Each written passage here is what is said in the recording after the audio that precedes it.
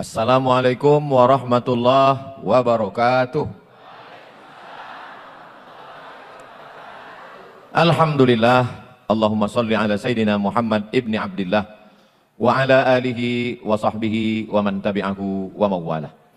Yang sama kita hormati Bapak Zulkifli Syukur menggantikan PJ Gubernur Riau.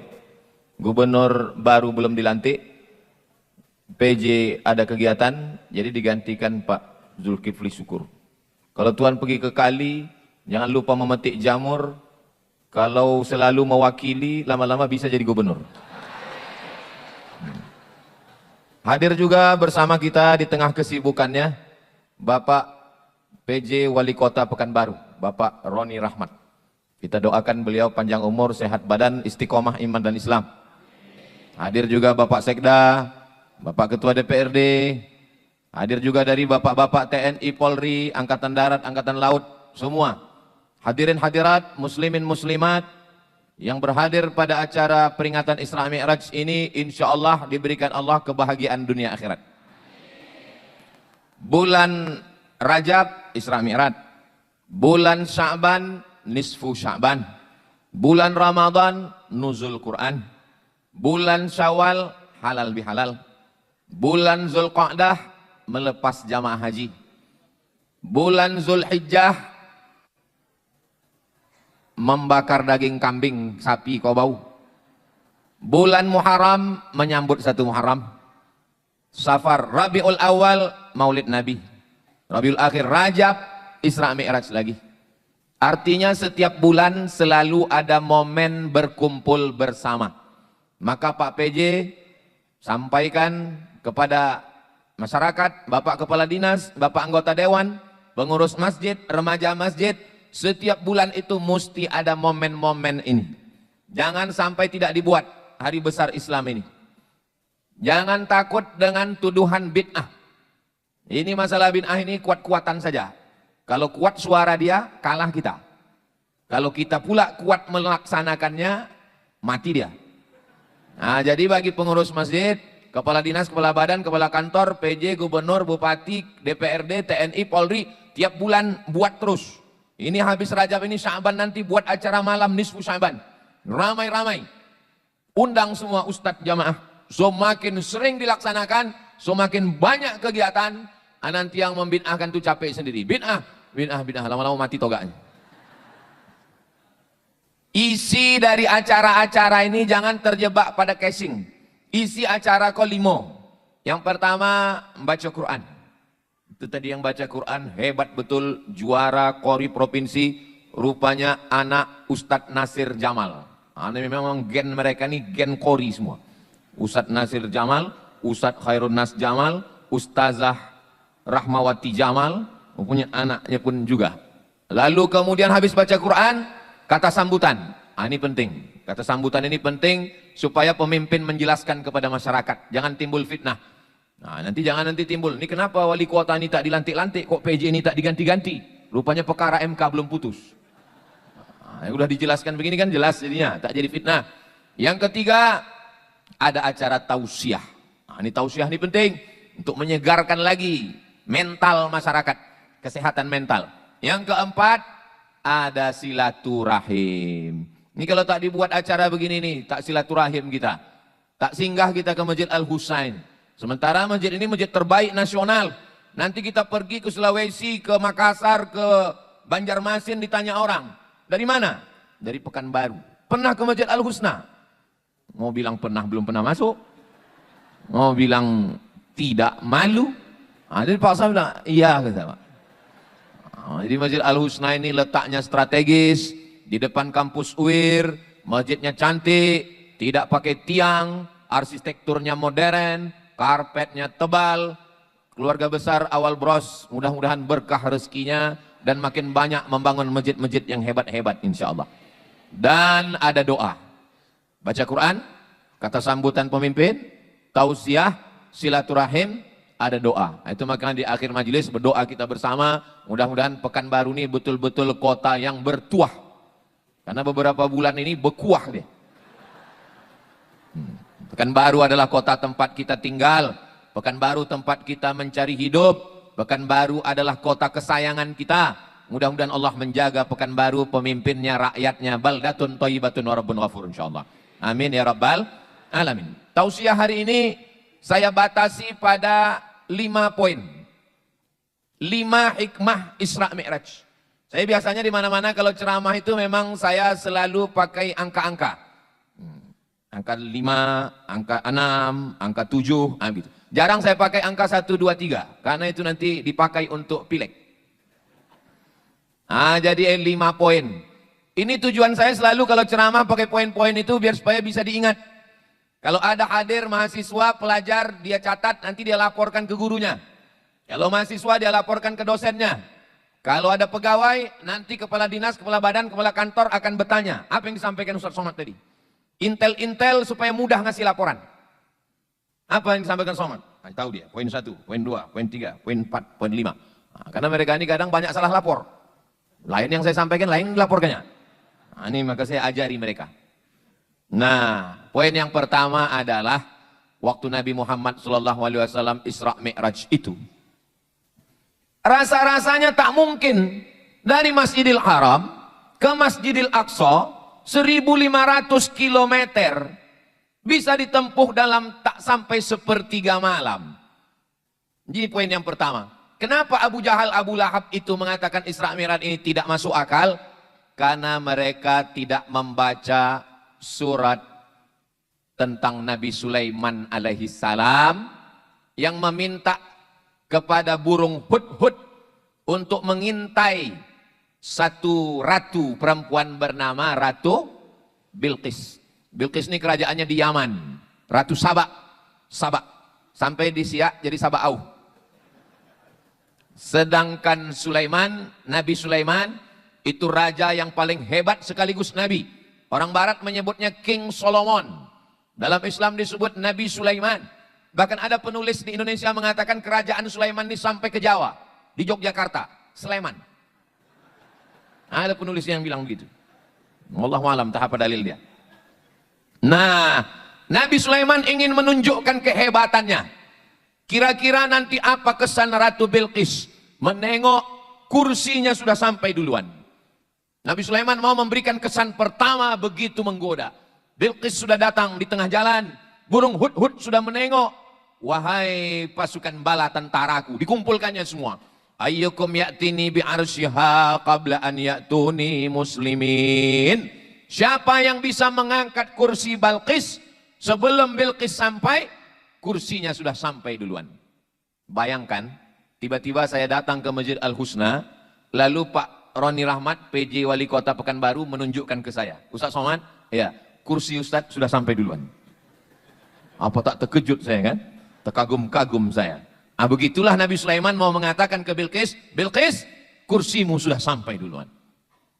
Lalu kemudian, Ustaz kan disediakan kursi, kenapa tak Ustaz duduk? Selalu saya ceramah duduk di kursi, teriak ibu-ibu di belakang, berdiri Pak Ustaz, berdiri. Daripada mereka berdosa nyuruh saya, bagus saya berdiri duluan. Jadi kata Nabi Sulaiman, ayyukum ya'tini bi'arsyiha qabla an ya'tuni muslimin. Siapa yang sanggup memindahkan kursi Bilqis dari Yaman ke Palestina sebelum Bilqis sampai ke Palestina? Berdiri satu. Wa qala ifritum minal jin, berkata jin Ifrit. Apa kata jin Ifrit? Ana atika bihi qabla an taquma min maqamik. Saya, kata jin Ifrit, bisa memindahkan kursi Bilqis ke Palestina sebelum engkau tegak dari tempat dudukmu.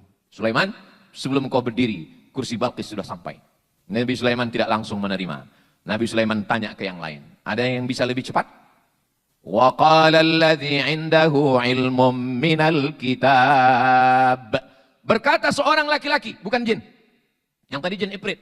Berkata seorang laki-laki yang punya ilmu dari Allah Subhanahu wa taala. Apa kata dia? Ana atika bihi, aku bisa memindahkan kursi Bilqis dari Yaman ke Palestina. Kata berapa lama? Qabla an yartadda ilaika tarfuk, sebelum matamu berkedip. Sulaiman, sebelum matamu berkedip, kursi Bilqis sudah sampai. Maka yang menang adalah laki-laki itu. Jin Ifrit kalah. Apa pelajaran dari sini? Proyek pemindahan kursi itu ditenderkan. Tidak main tunjuk. Ini penting bagi gubernur dan wali kota akan datang. Nabi Sulaiman tidak mengatakan langsung, hai jin Ifrit. Tidak. Tapi ditanya, siapa yang bisa? Maka ketika jin Ifrit sanggup sebelum Sulaiman berdiri, tapi ada manusia lebih sanggup cepat, maka yang menang tender adalah manusia. Nama laki-laki itu namanya Asif. Namanya Asif bin Balkhia. Asif. Sampai ke Jawa Barat, Asep. Asif. Mohon maaf Kang Asep. Kumaha, damang. Allah Subhanahu wa taala mau menunjukkan bahwa zaman Nabi Sulaiman lebih hebat jin atau manusia? Lebih hebat manusia. Sekarang masih ada orang yang berkawan sama jin. Pergi ke gunung, pergi ke laut, pergi ke bukit untuk berkawan sama jin. Padahal jin sudah kalah tender 3000 tahun yang lalu. Nah, kenapa Abu Jahal, Abu Lahab tidak percaya Isra Mi'raj? Karena mereka tidak bisa membaca. Kalaulah mereka membaca peristiwa zaman Nabi Sulaiman, mereka akan percaya. Ini pentingnya masyarakat kita menjadi masyarakat yang suka membaca. Ayat yang pertama turun, Iqra, membaca. Sekarang banyak orang beli buku di toko buku. Kenapa kau beli buku? Aku payah kali tidur. Terus asal dibuka buku ini tertidur. Mau tidak mau, suka tidak suka, minat membaca masyarakat Indonesia skalanya 1:1000. Jadi kalau mahasiswa kita ada 30.000, berarti yang suka membaca itu 30 orang. 1000. Alhamdulillah, Masjid Al-Husna tidak hanya sebagai tempat sholat, tapi juga tempat membaca. Tengoklah buku-buku di raknya. Dilihat dari susunan ini, nampaknya buku ini tak pernah dibaca. Ini masjid ini masih baru. Kita mau ke depan Masjid Agung Ar-Rahman, Masjid Raya An-Nur, Masjid Senapelan, juga punya rak-rak yang cantik macam ini. Dan di dalamnya ada rak fikih, rak akidah, rak akhlak, rak tafsir, rak hadis. Dan supaya dibaca. Ini Pak Ustadz raknya banyak, kok bukunya nggak ada? Sekarang lagi memang musim bukunya digital. Ini touch screen semua. Begitu diklik nanti langsung muncul. Jadi kebetulan Ambo dulu kuliah di Maroko. Di Maroko itu ada perpustakaan sultan. Namanya Raja Muhammad V. Punya anak Hasan II dan sekarang Muhammad VI. Jadi kalau kita di situ mau menengok tulisan tangan kitab Muwatta Imam Malik, meninggal tahun 179 Hijrah, umur buku itu 1200 tahun, bukunya masih ada. Tapi tak bisa dipegang, karena dia dalam bentuk PDF, perpustakaan digital. Jadi kita bawa anak-anak sekolah, mahasiswa, kita tinggal sentuh, langsung nampak Muwatta Malik. Buka halaman 1, halaman 2. Nanti kita minta ke petugas supaya print. Tolong printkan halaman 1, nanti di print bayar 1 dirham. Mata uang Maroko itu dirham. Jadi waktu Ambo balik tahun 2008, Ambo penasaran, macam mana perpustakaan kita. Ambo pun datanglah ke perpustakaan yang paling tinggi, paling besar di Jalan Sudirman, Suman HS. Sampai ke situ Ambo datang bertanya ke petugas, mohon maaf Pak, saya mau nanya, di mana ruang manuskrip? Kata petugasnya, mohon maaf Pak, manuskrip itu apa ya? Katanya. Ikut dulu tahun 2008. Kalau kini enggak tahu lah, mau enggak pernah masuk lagi. Oleh itu saya katakan manuskrip itu kitab-kitab lama yang ditulis tangan. Saya ingin melihat ulama-ulama Melayu dulu mana karyanya. Sesudah itu cari ke dalam, dapat satu katalog warna hijau daun. Tebalnya segini, buku ini, buku ini, buku ini, buku ini. Mana bukunya Pak? Bukunya di Pulau Penyengat. Ambo pergi ke Batam, dari Batam ke Tanjung Pinang. Dari Tanjung Pinang menyeberang ke Pulau Penyengat, sampai di Pulau Penyengat Ambo masuk ke masjid yang dibuat dari putih telur ayam. Saking kayanya orang Melayu, itu semen itu dicampur dengan putih telur ayam, bukan dengan air. Hebatnya, kayanya, telur ayam. Kalau putihnya untuk semen, merahnya, kuningnya dimakan. Supaya bertenaga, sehat. Lalu kemudian di depan masjid itu ada 2 lemari. Disitulah manuskrip tulisan ulama-ulama Melayu. Mudah-mudahan ke depan semua yang ada dalam perpustakaan itu bisa dibuatkan dalam bentuk digital dan anak-anak kita bisa melihat perpustakaan digital orang Melayu Riau, insya Allah. Amin ya Rabbal Alamin. Jadi kuncinya adalah membaca. Anda adalah apa yang Anda baca. Alhamdulillah Pak Ustadz, saya tiap hari membaca. Membaca apa? Membaca status. Sekarang banyak orang membaca status. Duduk berjam-jam, scroll. Alhamdulillah, kalau yang dibacanya itu status IG Ustadz Abdul Somad. Agak adalah ilmu-ilmunya sedikit. Maksud saya bagi yang belum follow lah. Ini pelajaran yang pertama. Kenapa Abu Jahal, Abu Lahab payah percaya Isra Mi'raj? Karena tidak mau membaca. Ambo dikasih tahu, Ustadz Somad berangkat dari Rimbo Panjang jam 7.20. Jangan lambat. Mesti sampai di Masjid Al-Husna jam 8. Maka jam 7.30, Ambo terlambat 10 menit tadi. Jam 7.30 kami pun jalan. Bismillahi tawakkaltu ala Allah. La haula wa la quwata illa billah. Masuk komplek Auri. Masuk keluar. Sampailah di Masjid Al-Husna jam 8. Sampai di Masjid Al-Husna jam 8. Rupanya tadi waktu kami bangke, Ambo makan rambutan. Adolah somwi. Dalam rambutan itu masuk ke kantung Ambo. Sampai di Masjid Al-Husna, keluar semut itu dari kantung. Berjumpa sama semut yang ada di Masjid Al-Husna. Lalu semut yang ada di Masjid Al-Husna mengatakan, memang cantik gadis berdagu. Gadis berdagu di tengah laman. Sudah lama kami menunggu. Akhirnya datang juga pukul 8. Gitu. Kata semut yang ada di Masjid Al-Husna. Lalu kemudian semut yang ada di Masjid Al-Husna bertanya, kalau boleh hamba bertanya, jam berapa tuan dari Rimbo Panjang? Orang Cina bawa nyonya pergi ke Ketapang. Kalau boleh saya bertanya, jam berapa tuan dari Rimbo Panjang? Kata semut yang keluar dari kantong saya tadi menjawab, kalau tuan pergi ke Ketapang dijemur di tengah laman, kami berangkat dari Rimbo Panjang, kami berangkat pukul 8. Maka ketawalah semua semut yang ada di Simpang 3 ini. Karena dalam sejarah semut, belum ada semut yang bisa berjalan dari Rimbo Panjang ke Simpang 3, 30 menit. Pembengak orang kau.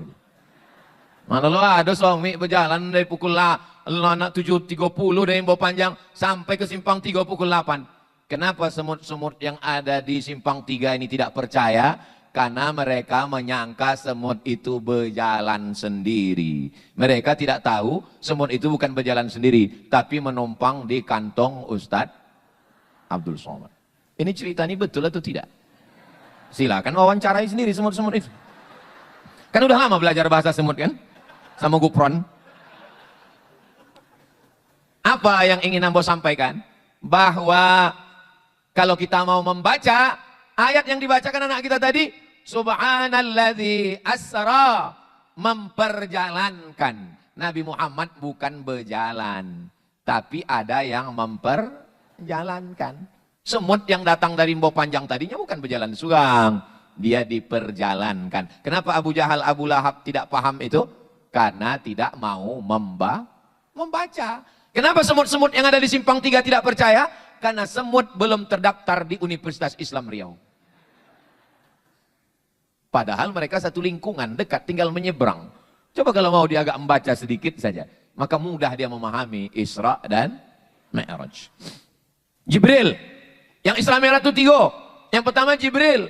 Jibril itu malaikat. Malaikat itu diciptakan dari cahaya. Yang kedua Burak. Burak itu diambil dari kata barqu. Yakadul barqu yakhtafu absarahum. Barqu itu cahaya. Hampir saja cahaya menyambar mata mereka. Itu makanya anak-anak ketek, anak bayi tak boleh dipoto pakai blitz. Usak matanya, kena cahaya. Ibu-ibu pun jangan terlalu glowing. Nanti usak mata kawan. Mau cahaya gitu. Nah, maka cahaya, Jibril cahaya, Buraq cahaya. Yang ketiga, Nabi Muhammad SAW. Apakah Nabi Muhammad itu cahaya? Qamarun, qamarun, qamarun sidnan Nabi, qamarun. Qamarun cahaya. Doa Nabi, Allahumma ja'al fi qalbi nura, wa fi sam'i nura, wa fi basari nura, wa an yamini nura, wa an yasari nura, min amami nura, min khalfi nura, min fawqi nura, wa min tahti nura, wa ja'alli nura. Dalam satu riwayat, wa ja'alni nura. Jadikan aku cahaya. Jadi kalau begitu 3 cahaya. Jibril cahaya, Nabi Muhammad cahaya, Buraq cahaya. Berapa kecepatan cahaya? Kecepatan cahaya 300.000 kilometer per detik. Tik. 300.000 kilometer. Tik. 300.000 kilometer. Pertanyaannya, jika kecepatan cahaya 300.000 kilometer per detik, Jibril, Nabi Muhammad, Buraq adalah cahaya. Berapakah waktu yang diperlukan dari Masjidil Haram ke Masjidil Aqsa? Boleh untuk jadikan soal tes CPNS Kota Pekanbaru. Tes P3K 2026. Kenapa? Karena beberapa pertanyaan tes CPNS itu tidak bermutu, tidak berkualitas, tidak bergizi sama sekali. Karena pegawai-pegawai yang membuat soal itu tidak ngaji. Ustaz kok tahu? Ambo kan ikut tes CPNS. Ambo PNS seboleh tahun. Dari 2008 sampai 2019. Ambo balik 2008, ikut tes CPNS. Pertanyaan. Tono, Tini, dan Tony menjaga warnet. Tini menjaga di waktu pagi karena sore masuk kelas. Tono menjaga di waktu petang karena pagi ada kerja. Tono dan Tini tidak bisa bekerja sama karena mereka pernah pacaran. Jam-jam berapa saja mereka bisa bekerja sama? Ambo waktu membaca soal itu, yang Ambo pikirkan bukan soal itu. Ambo lama-lama kuliah di Mesir sampai tahun, di Maroko 2 tahun. Balik nanti tanyanya bukan masalah hadis. Tono, Tini, dan Tony. Itu kan bongak aja kok. Coba pertanyaannya. Jika kecepatan cahaya 300.000 km per detik. Dan jarak antara Masjidil Haram dengan Masjidil Aqsa 1.500 km. Berapa detikkah waktu yang diperlukan untuk Isra Mi'raj? Kan bergizi, berkualitas. Tapi ya itulah yang buat soal itu tidak membaca. Lagi-lagi, kenapa Abu Jahal, Abu Lahab payah meyakini Isra Mi'raj? Karena tidak membaca. Kalau dia mau membaca sedikit saja. Ini pelajaran yang pertama, membaca. Berikutnya yang kedua. Waktu Nabi Muhammad SAW mulai berangkat, dia menengok ada perempuan sudah tua, suka bersolek. Mohon maaf ibu, jangan tersinggung. Kalau kebetulan sama isi ceramah Amboko dengan jangan singgung. Amboko lah tua, jadi matu Amboko ndak lejoleh siapa yang bersolek, siapa yang tidak.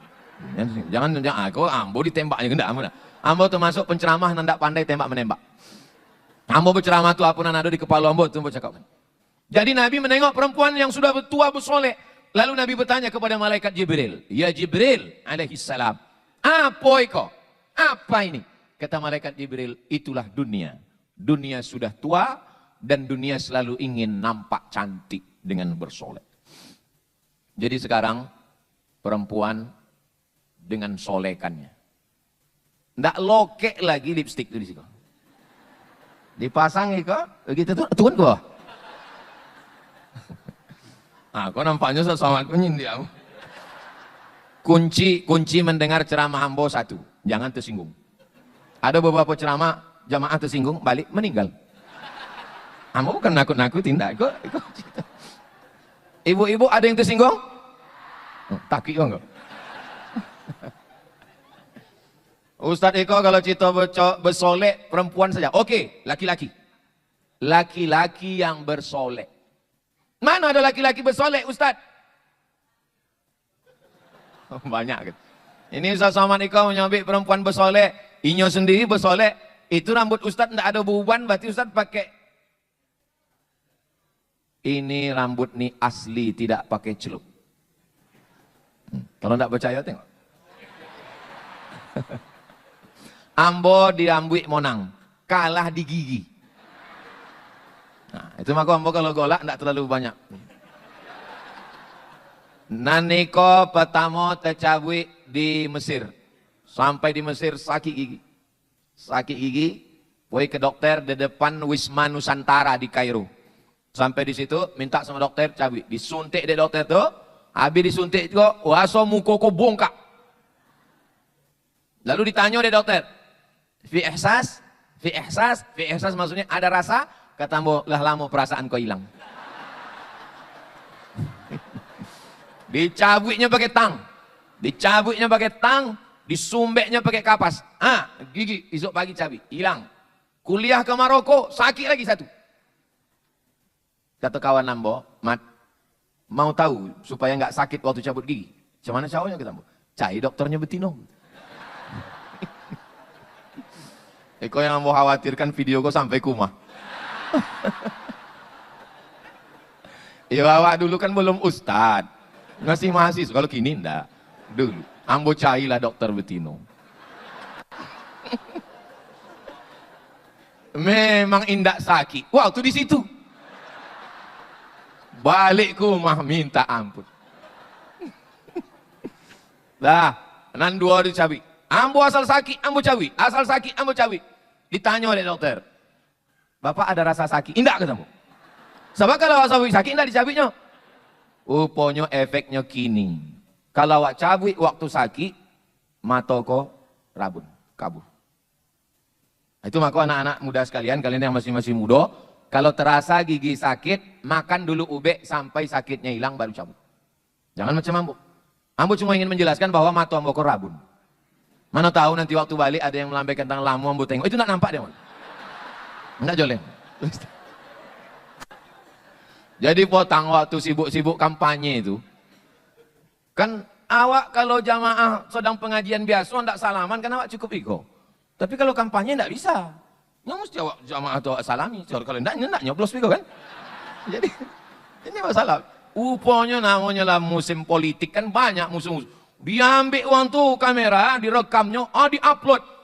Abdul Somad sudah berubah, bukan lagi Somad yang dulu. Sudah bersalaman dengan anak gadis. Ambo dalam hati waktu menengok itu, ambo tidak khawatir dengan itu. Yang ambo khawatirkan sampai kumah.